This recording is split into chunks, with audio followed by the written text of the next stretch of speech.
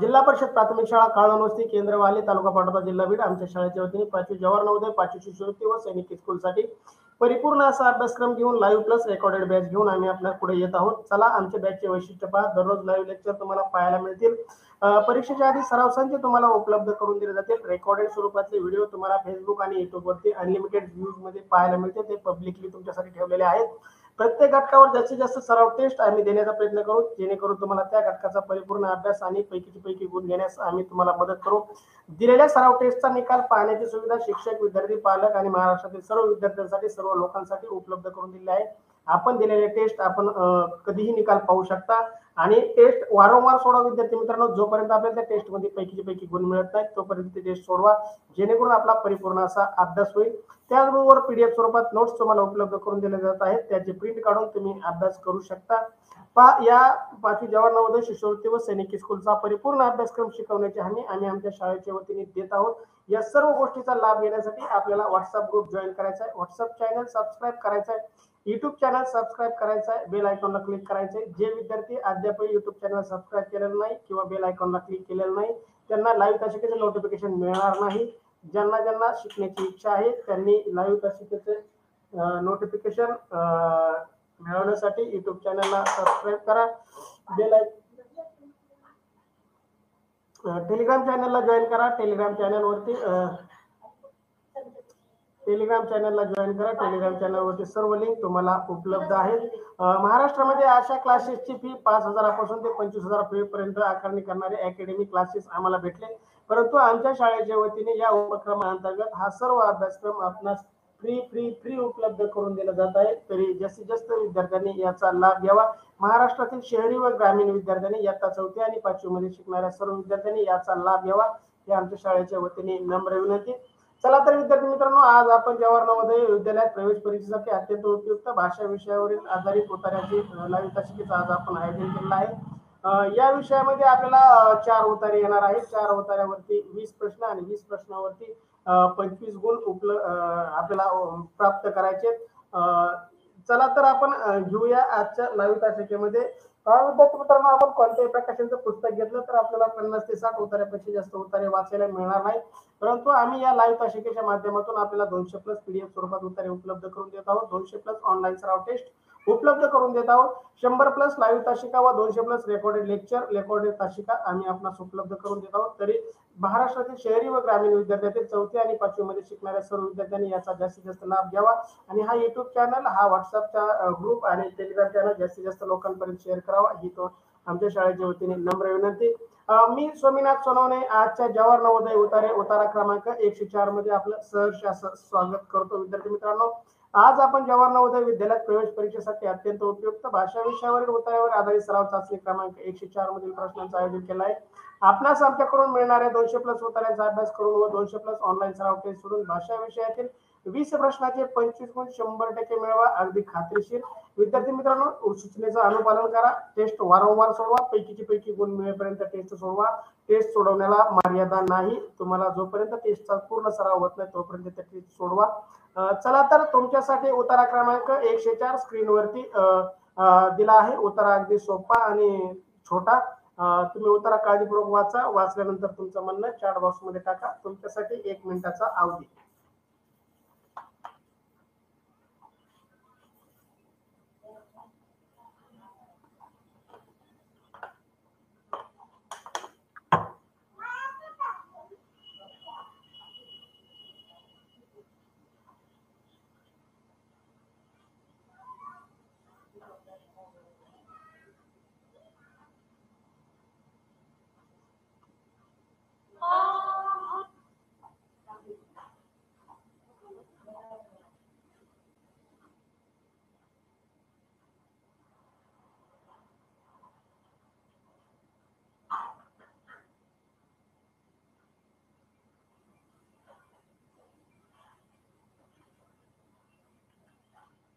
अभिनंदन प्रसाद, अभिनंदन कृष्णा. चला तुमचा उत्तर वाचून झालाय. चला मी उत्तर वाचतो.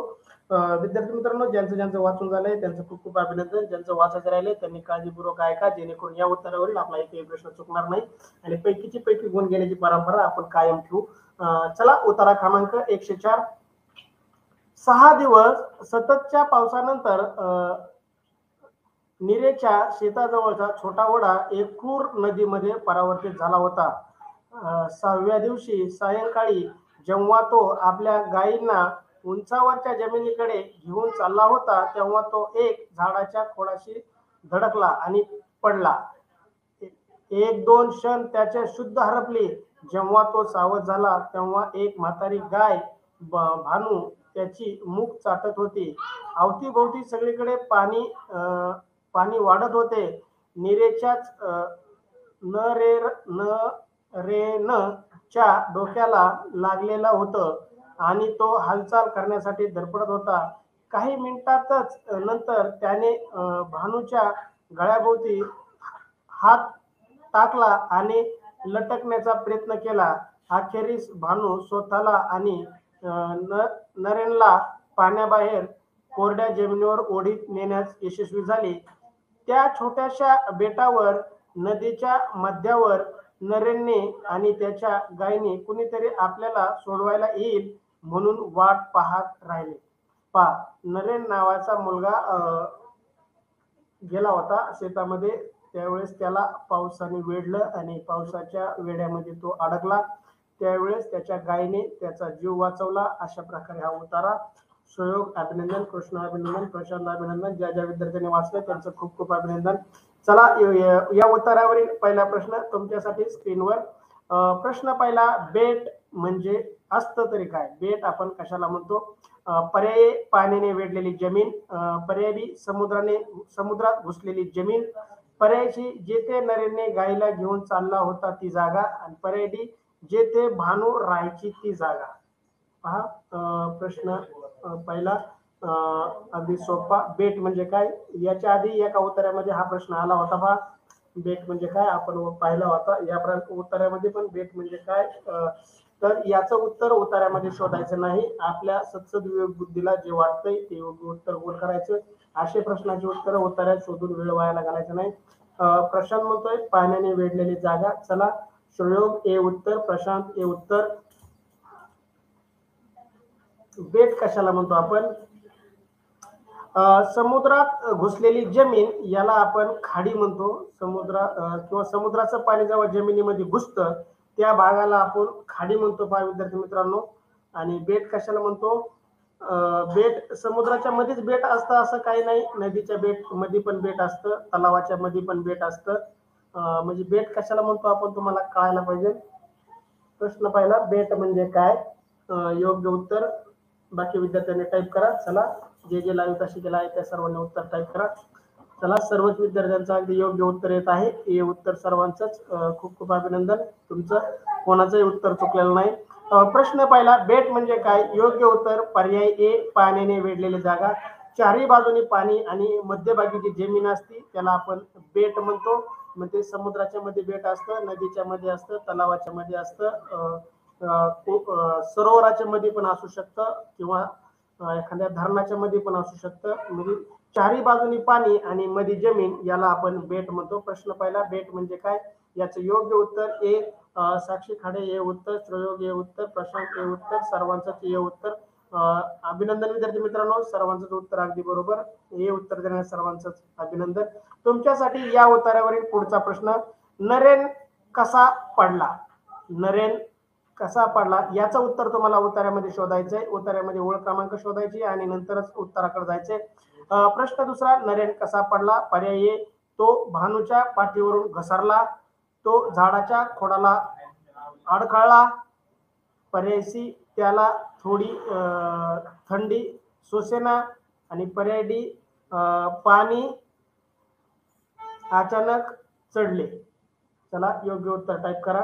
प्रश्न दुसरा, नरेन कसा पडला? प्रश्न दुसरा, नरेन कसा पडला? ए, तो भानूच्या पाठीवरून घसरला, बी, तो झाडाच्या खोडाला अडखळला, सी, त्याला थंडी सोसेना, आणि डी, तो अचानक पडला. चला, प्रशांत म्हणतोय वरून तिसऱ्या ओळीमध्ये उत्तर आहे. पहा, तो एका झाडाच्या खोडाला धडकला व पडला. अभिनंदन प्रशांत. चला, बाकी विद्यार्थ्यांनी ती ओळ वाचा आणि तुमचं उत्तर पहा. लवकरात लवकर उत्तर टाईप करा.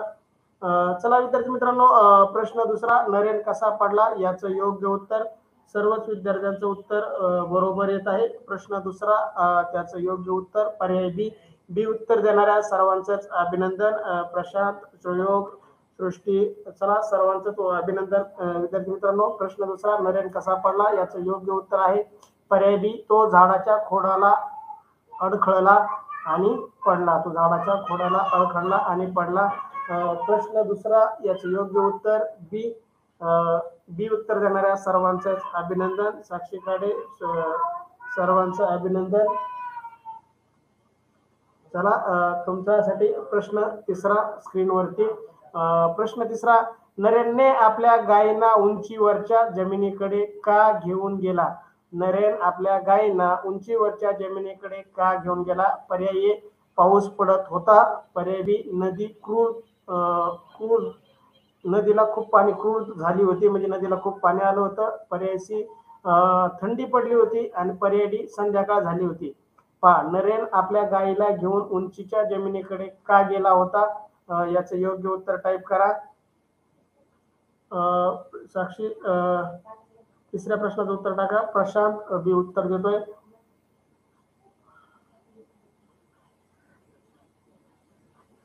चला, बऱ्याच विद्यार्थ्यांचे उत्तर येणं बाकी आहे, बरेच जण टाईप करताय. चला, प्रश्न तिसरा, नरेन आपल्या गायीला उंचीच्या जमिनीकडे का घेऊन गेला होता? पर्याय ए, पाऊस पडत होता म्हणून. पर्याय बी, नदीला क्रूर झाली होती म्हणून. ओळ क्रमांक शोधा.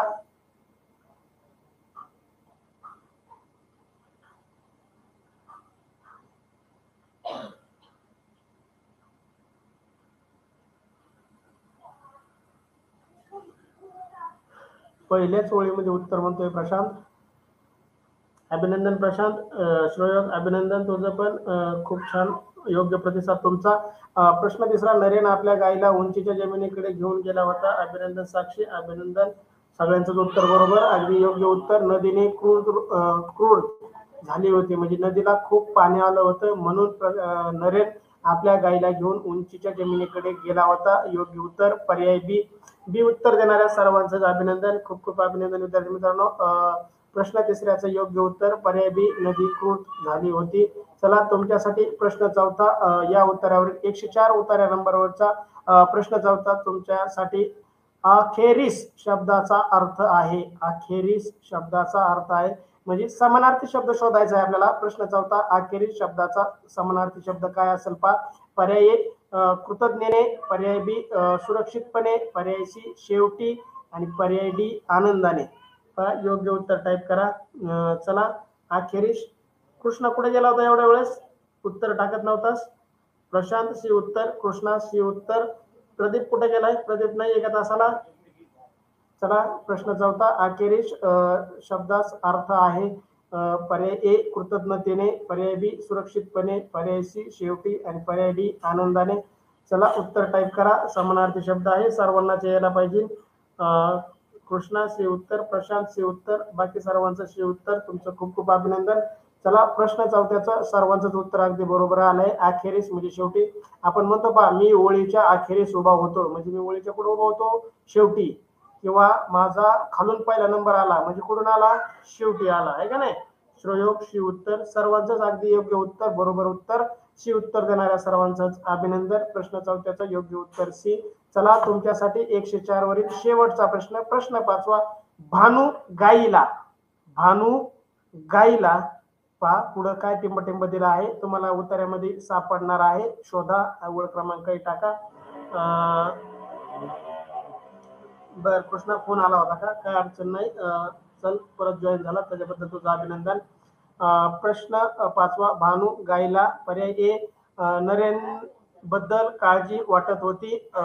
पर्याय बी, नरेनला पाण्यात ढकलायचं होतं. पर्याय सी, नरेनचे मुख चाटायला आवडत होते. पर्याय डी, नरेनला घेऊन इकडे तिकडे हिंडायला आवडायचे. पहा, योग्य उत्तर टाईप करा. भानू गायला नरेन बद्दल काय वाटलं? नरेनची काळजी वाटत होती कारण तो झाडाला धडकून पडला होता, त्याची काळजी वाटत होती.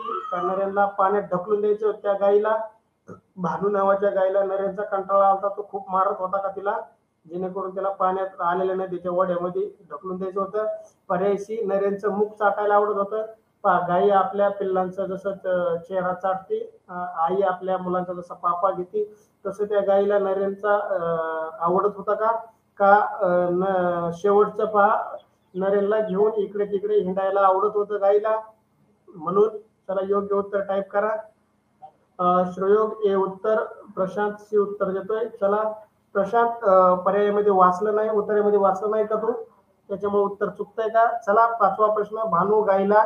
योग्य उत्तर पर्याय ए. हे उत्तर दिलेल्या सर्वांचं खूप खूप अभिनंदन. नरेन, पर्याय ए योग्य उत्तर आहे.